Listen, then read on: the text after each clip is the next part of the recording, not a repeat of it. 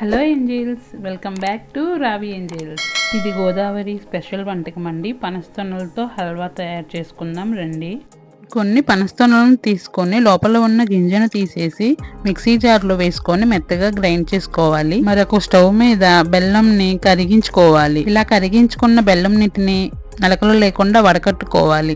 ముందుగా మనం గ్రైండ్ చేసి పెట్టుకున్న పేస్ట్ని నెయ్యిలో పచ్చివాసన పోయేంత వరకు వేయించుకోవాలి. స్వీట్ కదండి, నెయ్యి కొంచెం ఎక్కువగా ఉంటేనే బాగుంటుంది.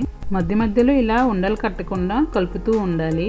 బాండీ నుంచి సపరేట్ అవుతుంది కదండి. ఇప్పుడు మనం ముందుగా వడకట్టుకున్న బెల్లం పాకం ఉంది కదండి, దాన్ని ఇందులో పోసుకుంటూ ఉండలు కట్టకుండా తిప్పుతూ ఉండాలి. మధ్య మధ్యలో చూసుకుంటూ 2-3 సార్లు ఉండలు లేకుండా కలుపుతూ ఉండాలి.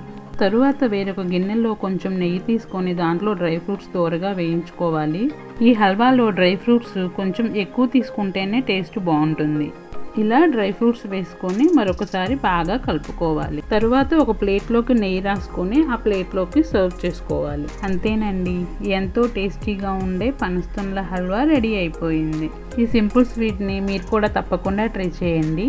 తర్వాత టేస్ట్ ఎలా ఉందో కామెంట్ చేసి చెప్పండి. ఇలాంటి మరిన్ని వీడియోస్ కోసం మన ఛానల్ని సబ్స్క్రైబ్ చేసుకోండి. పక్కనే ఉన్న బెల్ ఐకాన్ని ప్రెస్ చేయండి. మళ్ళీ మరొక వీడియోతో కలుద్దాం. Bye Angeles.